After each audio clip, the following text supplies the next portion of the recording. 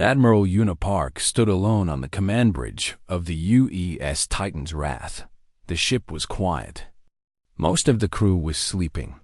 But Una never slept well in deep space. She liked to watch the stars through the massive viewing windows. Tonight, the stars looked different. Tonight, something was coming. The Titan's Wrath was not like other ships. It was the largest warship humanity had ever built. 12 kilometers long. That was longer than most cities back on Earth. The ship had enough weapons to destroy moons. It had enough soldiers to conquer planets. But for 200 years, humanity had kept it hidden.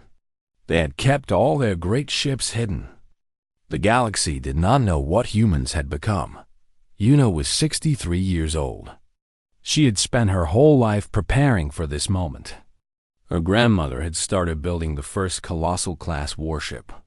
Her mother had finished it, and now Una commanded it. 3 generations of the park.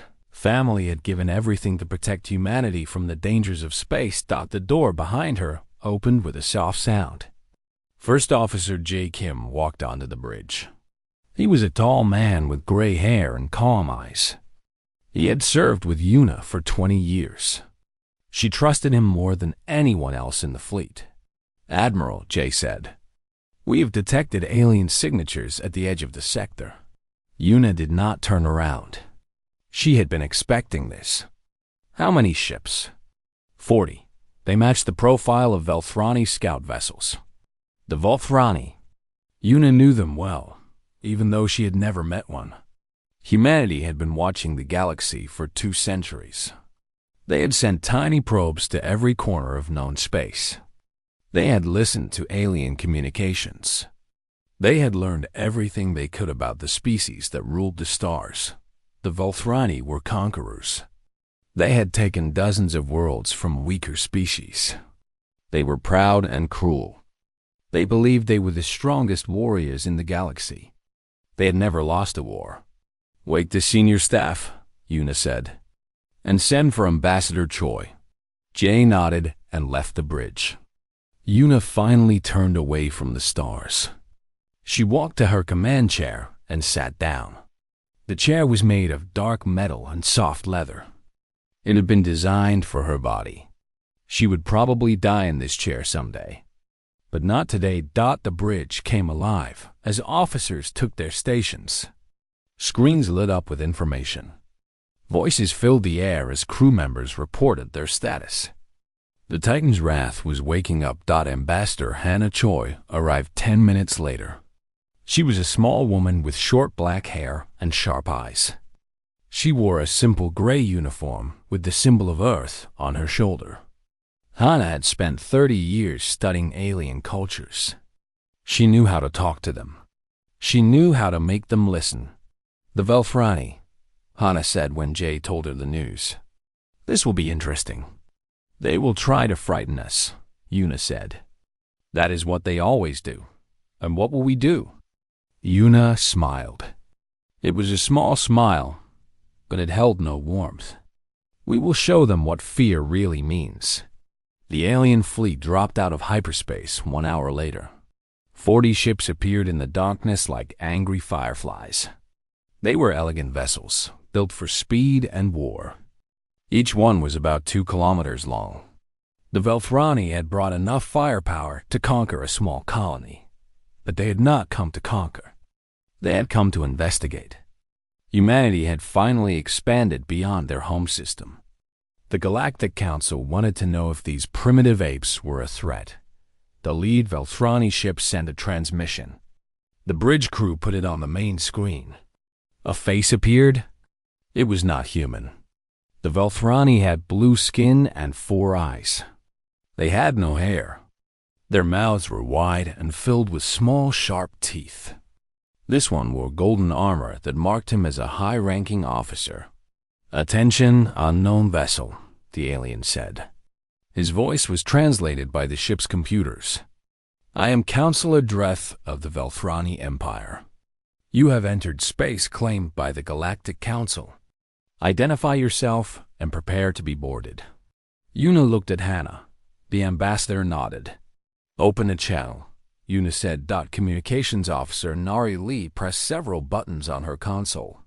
Channel open, Admiral. Una stood up from her chair. She straightened her uniform and faced the screen.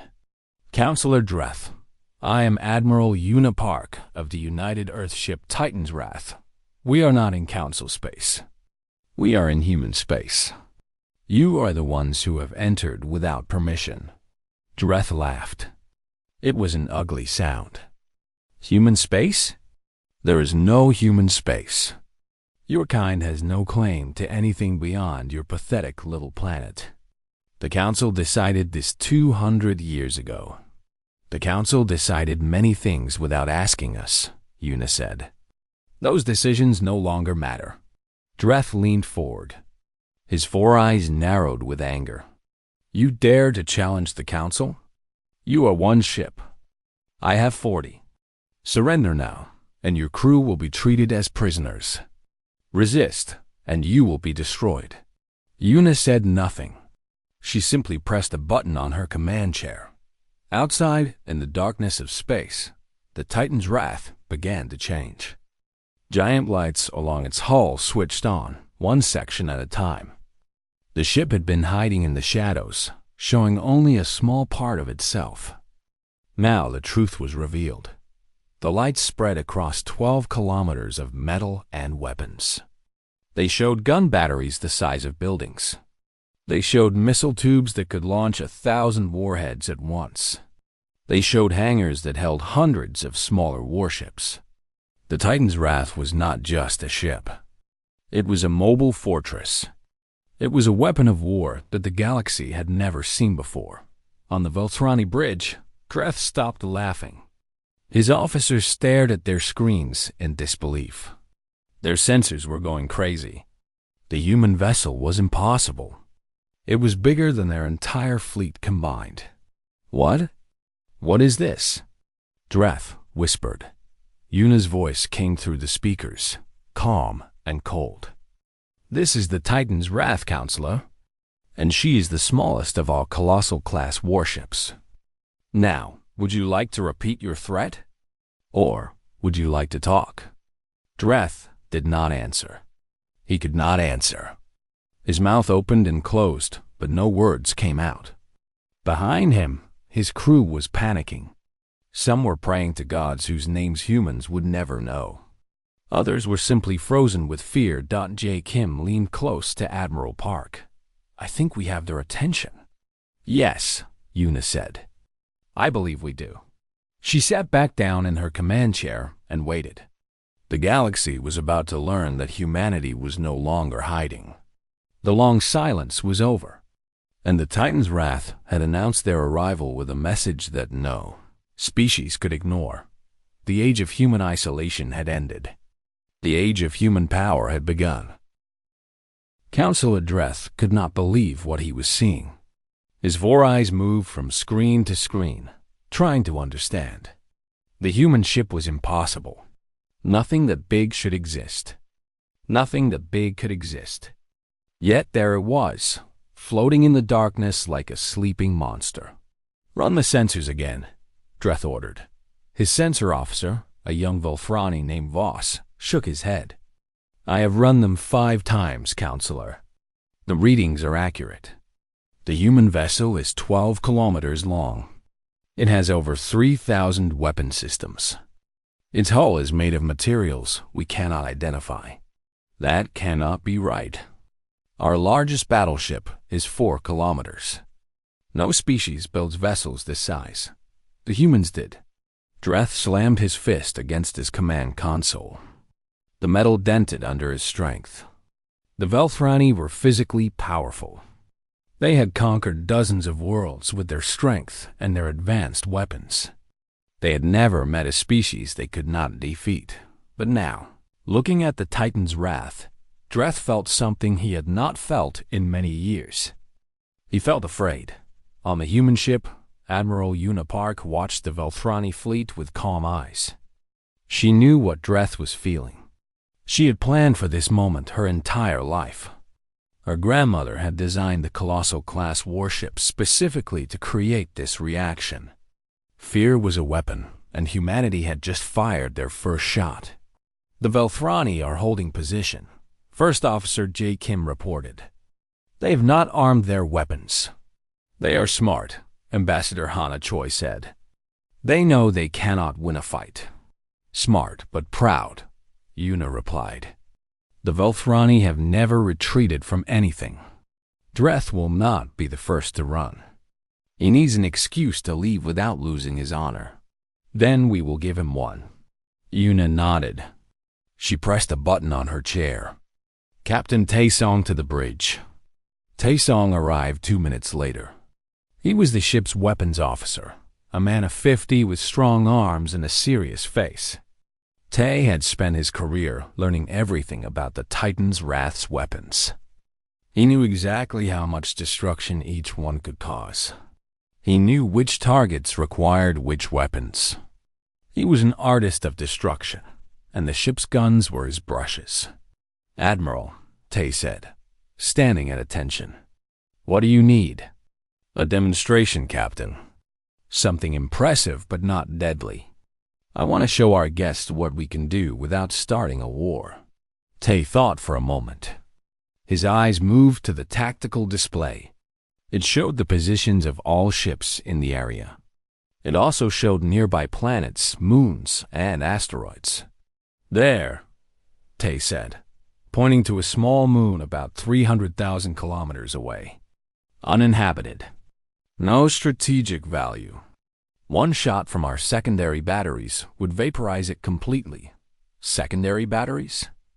Han asked. Not the main guns? Tae smiled. It was not a kind smile. Admiral Park said she wanted something impressive. If I used the main guns, there would be nothing left to impress. The secondary batteries are what we use for mining operations, breaking apart asteroids for resources. But they should be more than enough for this. Yuna looked at the moon on the display. It was a dead rock, gray and lifeless. No one would miss it. But its destruction would send a message that words could never match. Do it, she said. Tae walked to his station and sat down. His fingers moved across the controls with practiced ease. Deep in the ship, massive machines came to life. Power flowed through cables thicker than trees. A gun turret the size of a skyscraper rotated slowly until it pointed at the distant moon. Target locked, Tae announced. Firing in 3, 2, 1. The Titan's Wrath shuddered as the gun fired. A beam of pure energy shot across space at nearly the speed of light. It crossed 300,000 kilometers in about 1 second. It hit the moon dead center. The moon exploded. There was no sound in space, but everyone watching felt it anyway. The entire moon, a rock nearly 1,000 kilometers across, simply ceased to exist. It became dust and fire and light. The explosion was so bright that sensors on both fleets automatically dimmed to protect their operators. On the Velthrani bridge, no one spoke. No one moved. They stared at their screens as the debris cloud spread through space where the moon used to be. Their minds could not process what they had just seen. Voss was the first to find his voice. Counselor. That shot came from a secondary battery. Their mining equipment. Dreth understood what that meant. If the humans used mining tools to destroy moons, what could their actual weapons do? What could their primary batteries do? He did not want to find out. Communications Officer Nari Lee sent a message to the Velthrani fleet. Her voice was polite but firm. Attention Velthrani vessels. That was a demonstration of our mining equipment. Admiral Park wants to know if you would like to see our weapons. No response came. The Velthrani fleet sat in complete silence. On every ship, crews were staring at empty space where a moon had been. Some were crying. Some were praying. Some had simply stopped thinking, their minds broken by what they had witnessed. 7 minutes passed. Then Counselor Dreth's face appeared on the communication screen again.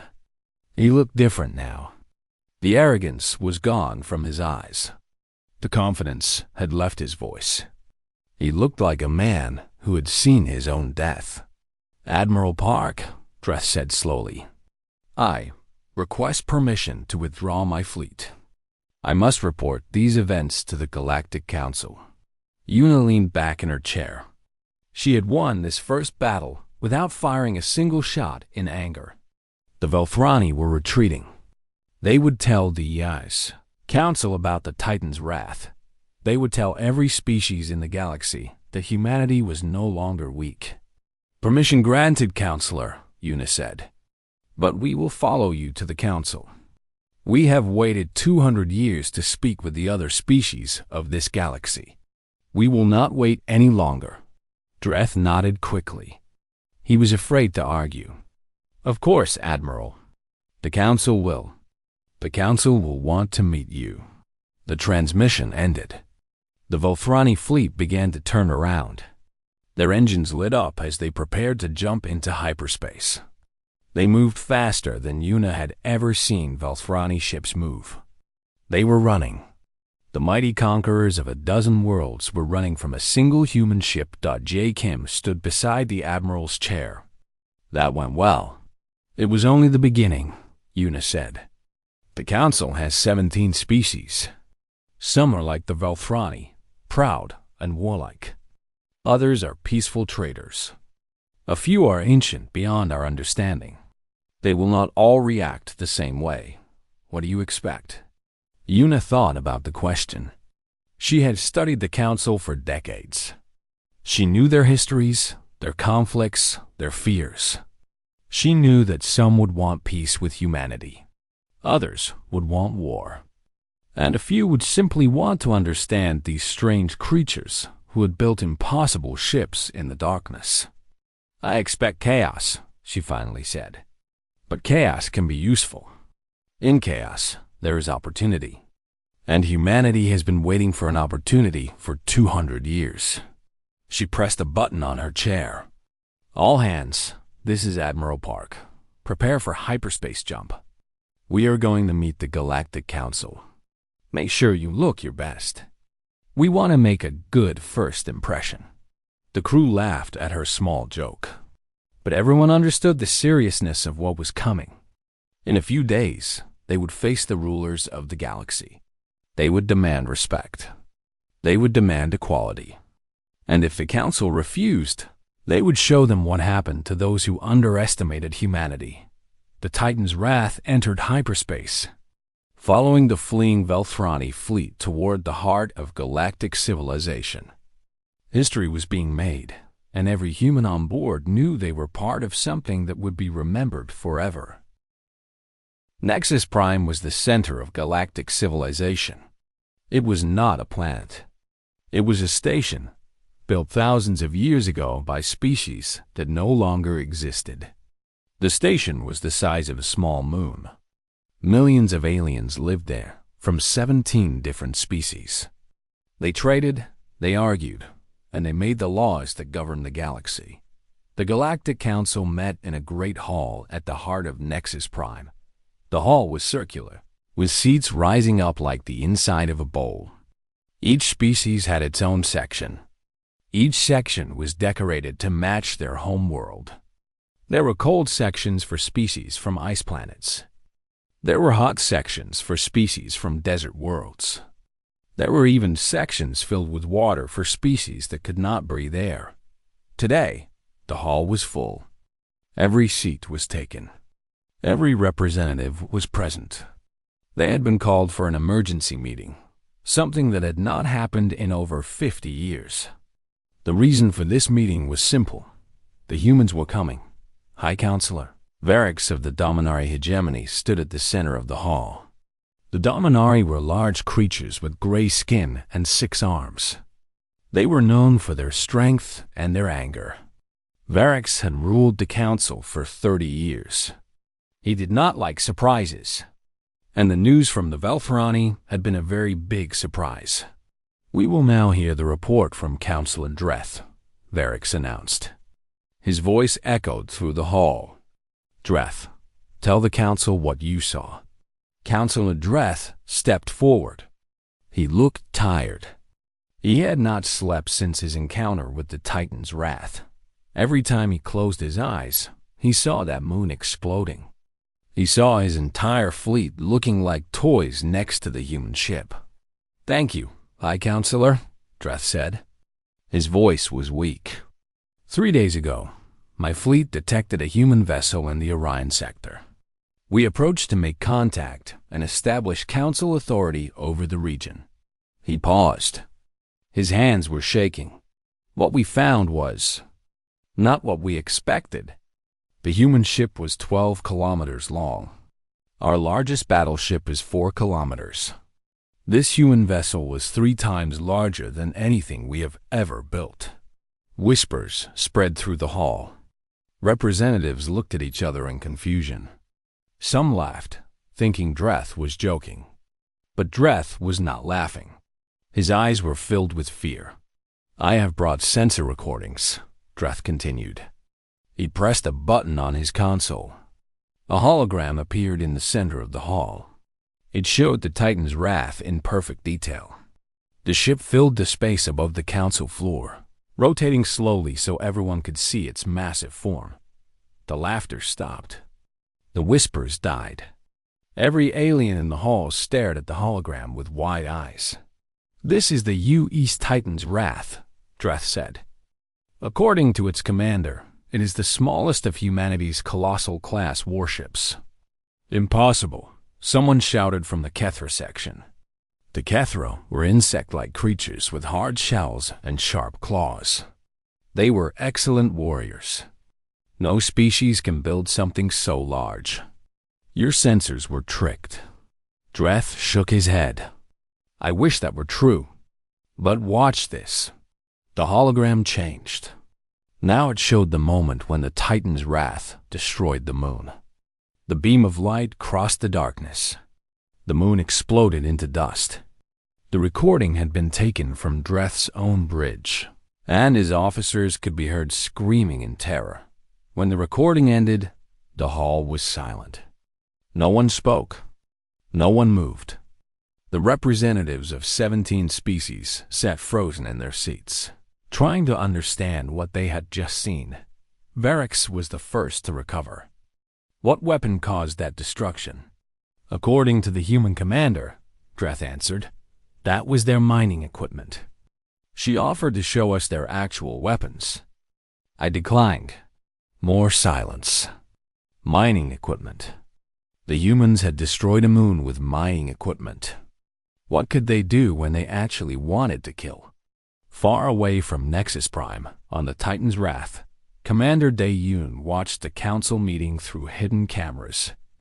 Humanity had placed spy devices on Nexus Prime decades ago. They had been watching the council for years, learning their secrets, understanding their fears. Dae was the ship's intelligence officer. He knew more about alien species than most aliens knew about themselves. He had spent his life studying them, finding their weaknesses, preparing for this day. "The council is scared," Dae reported to Admiral Park. "The Dominari and Velfrani are demanding a military response. The peaceful species are calling for diplomacy. And the lore masters are saying something interesting." "The lore masters?" Yuna asked. The lore masters were the oldest species in the council. They had been traveling through space when humans were still living in caves. "What are they saying?" Their representative just asked for permission to speak.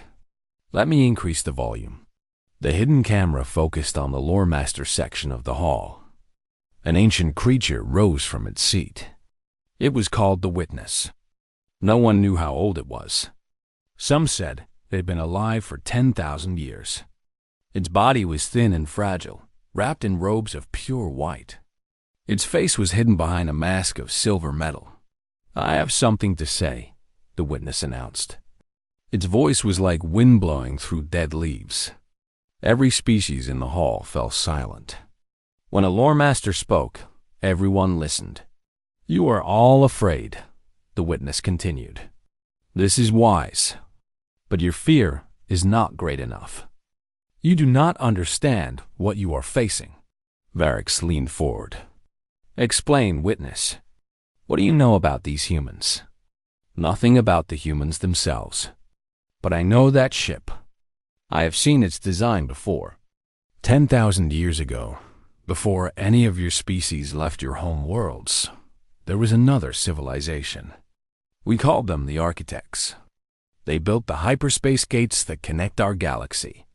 They built wonders that we still cannot understand. And they built ships. The witness pointed at the hologram of the Titan's Wrath, which was still floating above the council floor. Ships exactly like this one. The hall erupted in chaos. Representatives shouted at each other. Some demanded more information. Others called the witness a liar. The Kethra began clicking their claws in anger. The Dominari pounded their many fists against their consoles. Varix had to shout to be heard. Silence. Everyone silence. Slowly, the noise died down. Witness, are you saying that humans have architect technology? I am saying that humans have built ships using architect designs. Whether they found these designs or created them independently, I do not know.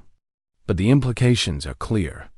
If humanity has access to architect knowledge, then all our military power means nothing. Then what do we do? A representative from the trading species called out. The witness turned its masked face toward the voice. We do what we should have done 200 years ago. We talk to them. We learn what they want. And we pray that they are more merciful than the architects were. Back on the Titan's Wrath, Admiral Park closed the video feed. She had learned everything she needed to know. The council was divided and afraid. Some wanted to fight. Some wanted to negotiate. And the ancient war masters knew something about humanity's ships that even humans did not know. Interesting, Una said. The architects. I have never heard of them. Neither have our historians, they replied. But if the lore masters are telling the truth, it means our ship designs are not original. Someone built vessels like ours thousands of years ago, and then disappeared. That is concerning. They nodded. Should we change our plans? Una thought about the question. The council was in chaos. The lore masters had just made everything more complicated. But humanity's goal remained the same. They wanted respect. They wanted equality. They wanted the galaxy to know that Earth's children were no longer weak. No, Una said. We continue as planned. Whatever the architects were, we are not them. We are human, and we will write our own story. The Titan's Wrath continued its journey toward Nexus Prime. Inside, 5,000 humans prepared for the most important meeting in their species' history. They did not know what the architects were. They did not know why their ships looked like ancient designs.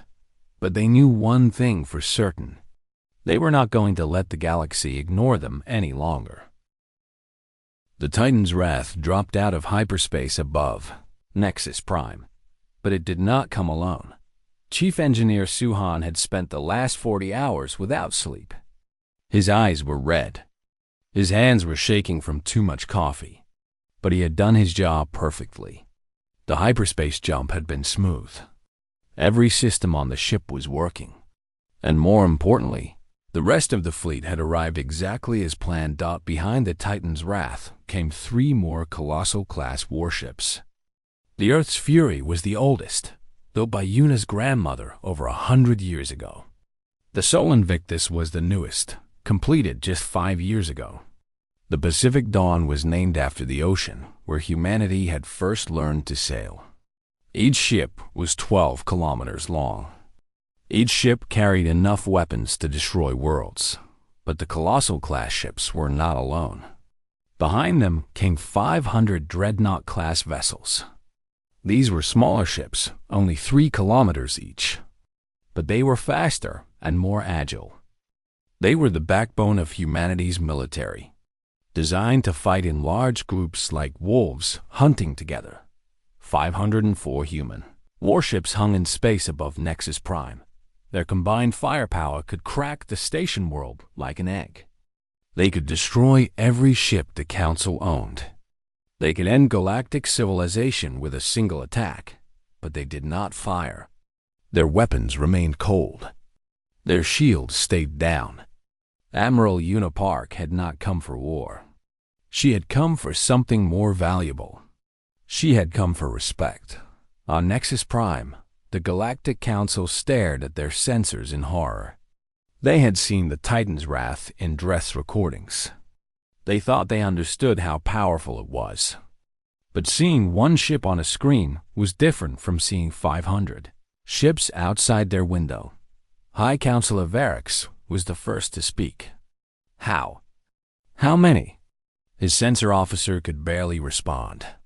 504 vessels, High Counselor. 4 of them matched the profile of the ship from Counselor Dreth's report. The rest are smaller, but still larger than our biggest battleships. Where did they come from? How did the humans build so many ships without us knowing? No one had an answer. For 200 years, the Council had ignored humanity. They had decided that the creatures from the third planet of the Sol system were primitive. They had watched humans fight their small wars and build their simple rockets.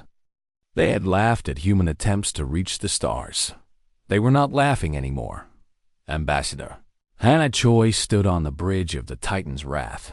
She was wearing her best uniform, dark blue with golden buttons. Her hair was perfect. Her face was calm.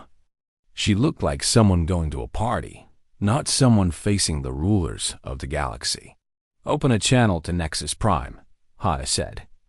I want to speak to the entire Council. Communications Officer Nari Lee pressed the buttons. Channel open, Ambassador. You are broadcasting to every screen on the station. Hannah took a deep breath. She had practiced this speech 1,000 times.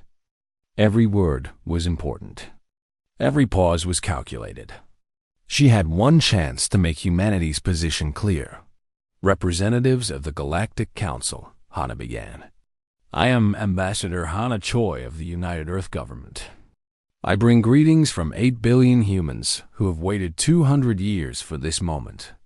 On Nexus Prime, every alien stopped what they were doing. In markets and homes, in offices and ships, millions of creatures watched a human woman speak. 2 centuries ago, your council looked at our world and decided we were nothing.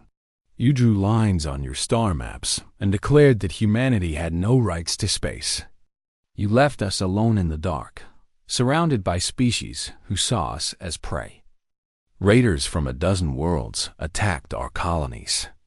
Pirates took our ships. And when we asked the Council for help, you told us to solve our own problems. Hannah paused. Her eyes were hard now, filled with old anger. So we did.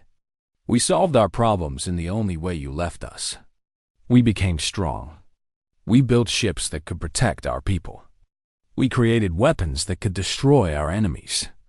We prepared for the day when we would no longer be ignored. She gestured to the fleet visible through the windows. That day has come. We are no longer the weak species you dismissed. We are humanity, and we demand our place among the stars. We come not as conquerors, but as equals. We want to trade with you. We want to share knowledge with you. We want to build a future where all species can prosper together. Her voice grew softer, but no less powerful. However, if you refuse us, if you try to take from us what we have built, then you will discover what we created in those 200 years of darkness. You will learn what happens when humanity fights for survival. You will understand why our ships are called colossal, and why our weapons make moons disappear. She smiled. It was a gentle smile, almost kind. We hope it does not come to that. We truly want peace. But the choice is yours. The transmission ended.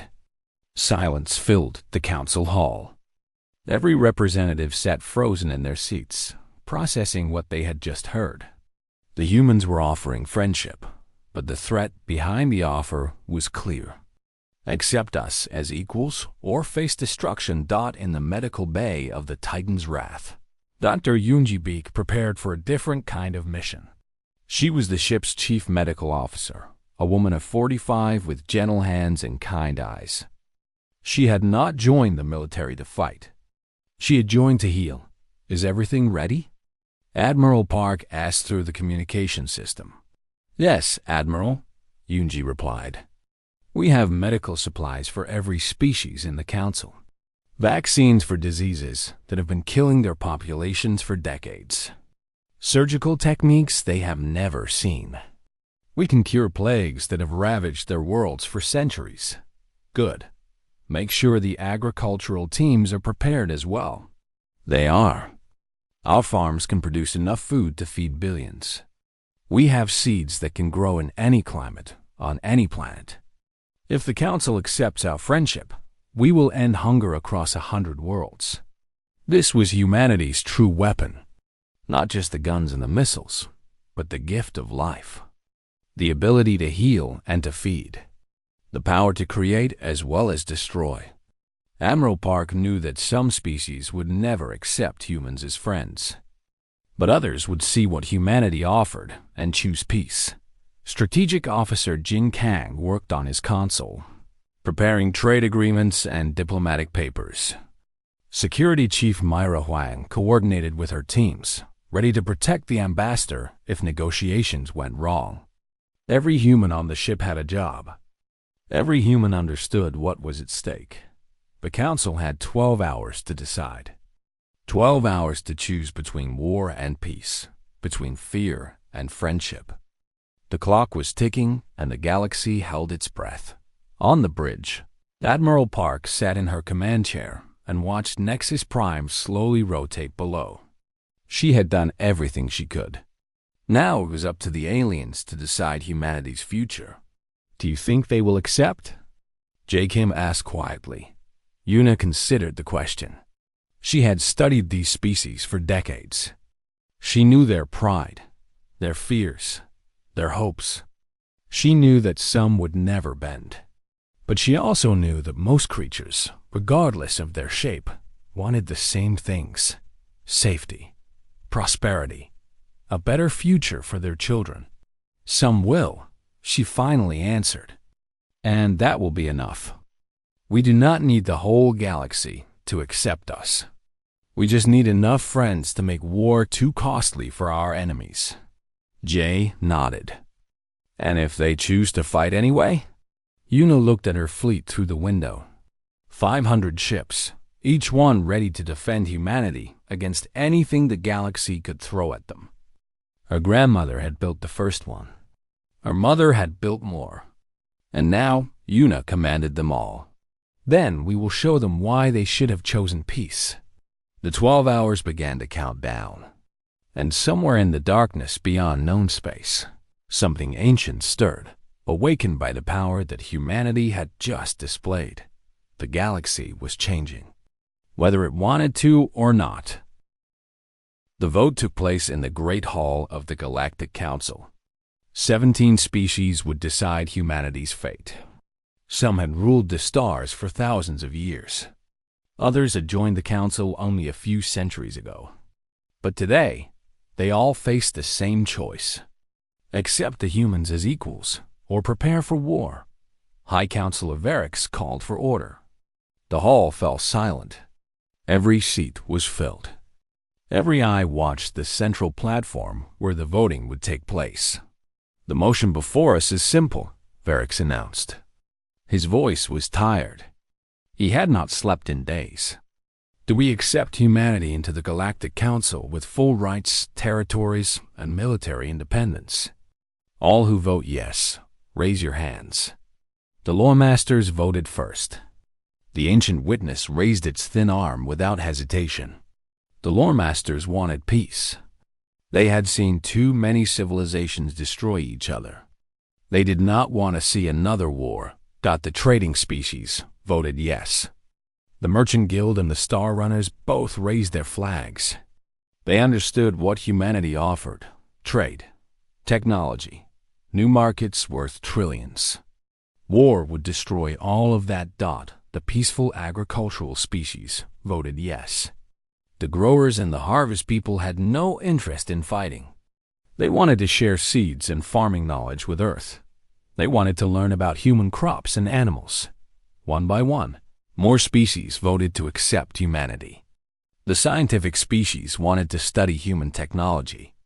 The artistic species wanted to experience human culture. The small species wanted protection from their larger neighbors. When the counting was done, 14 species had voted yes. The Volthrani abstained. Their pride would not allow them to openly surrender to humans. But they were too afraid to vote no. Councillor Dreth sat in his seat, staring at his hands, unable to face the reality of what had happened. The Dominari abstained. High Councillor Varix had wanted to fight, but his advisors had shown him the numbers. The human fleet was too strong. A war would destroy the hegemony.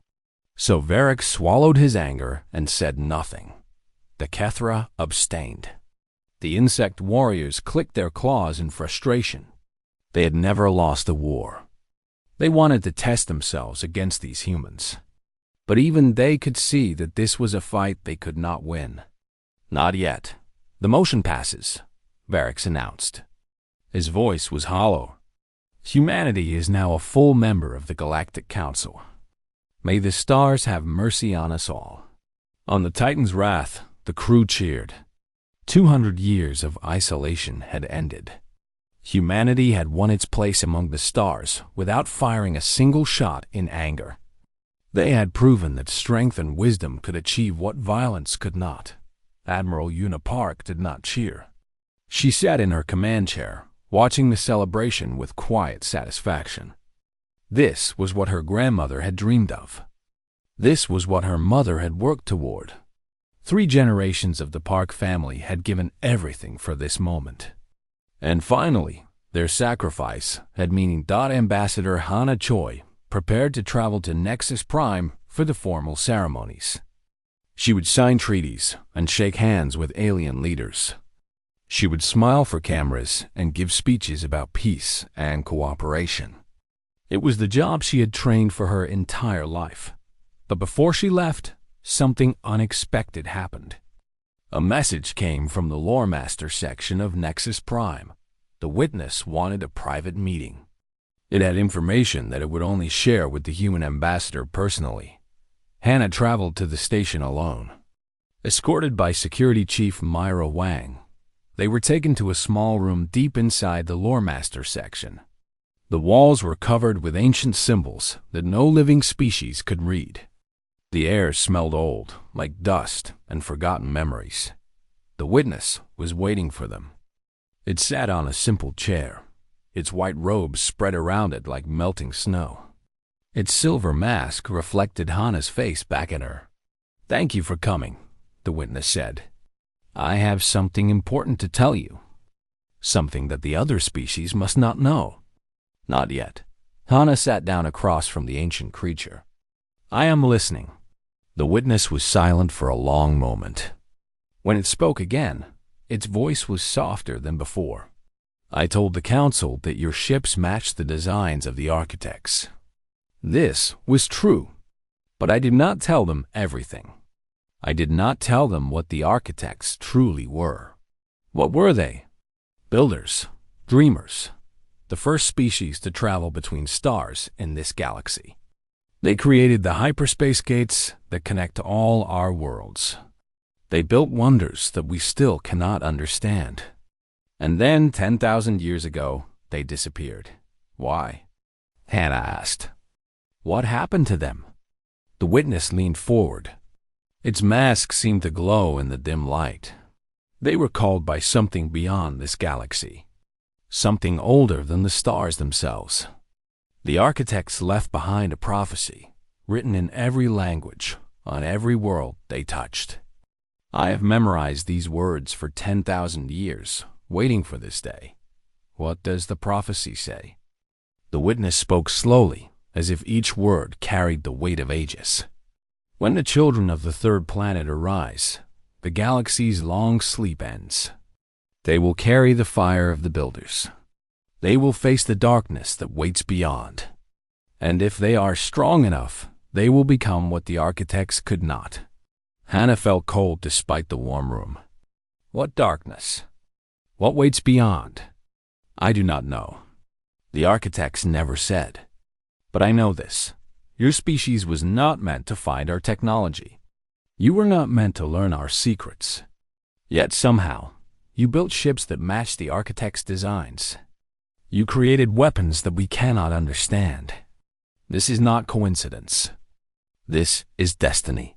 Back on the Titan's Wrath, Admiral Park received a strange report. Commander Dae-Yoon had detected something at the edge of known space. Something was moving in the darkness beyond the last stars. Something massive and ancient that had been sleeping for thousands of years. What is it? Yuna asked. Dae shook his head. I do not know, Admiral. Our sensors have never seen anything like it. But whatever it is, it started moving 3 days ago. 3 days ago. That was when the Titan's Wrath had destroyed the moon. That was when humanity had announced itself to the galaxy. Keep watching, Yuna ordered. And tell no one else. Not yet.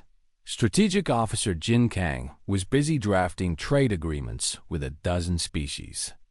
Security Chief Myra Huang was coordinating patrol routes with Council peacekeepers. Chief Engineer Su Han was finally getting some sleep after 40 hours of work. Dr. Yoonji Beek was preparing medical teams to visit alien worlds and share human healing knowledge. Humanity was building a future. They were making friends and establishing their place in the galaxy. But Admiral Park knew that this peace might not last forever. Something was coming. Something that the ancient architects had feared enough to flee the galaxy. When Ambassador Choi returned to the ship, she told Yuna everything the witness had said. The prophecy. The darkness beyond. The suggestion that humanity had been chosen for some great purpose. Yuna listened in silence. When Hannah finished, the Admiral stood and walked to the window. She looked out at the stars, at the distant lights of Nexus Prime, at the fleet of human ships that protected everything she loved. I did not build the Titan's Wrath for prophecies, Yuna said finally. I built it to protect my people. Whatever destiny the universe has planned, I will not accept it blindly. We are human. We choose our own path. And if this darkness comes for us... Yuna turned back to face her friend. Her eyes were calm, but there was fire behind them. The same fire that had driven her grandmother to start building impossible ships. The same fire that had kept humanity alive through 2 centuries of darkness. Then we will face it, Yuna said. We have spent 200 years preparing for threats we could not imagine. We have built weapons that can destroy moons and ships that can cross the galaxy. If something comes for us, we will be ready. She looked at the Titan's Wrath around her. 12 kilometers of human determination. 5,000 crew members who had dedicated their lives to protecting Earth. The galaxy's long sleep is ending, Yuna continued. The witness is right about that. Everything is about to change. But humanity will not be a victim of that change. We will be its masters. Outside the ship, the stars glittered in the eternal darkness. Some of those stars had been shining for billions of years. Others had died and been reborn. The universe was old beyond imagining, and humanity was young. But youth meant potential. Youth meant growth. Youth meant a future that had not yet been written. Admiral Yuna Park returned to her command chair. The first chapter of humanity's galactic story had ended. The Council had accepted them. The galaxy knew their name. But the next chapter was already beginning.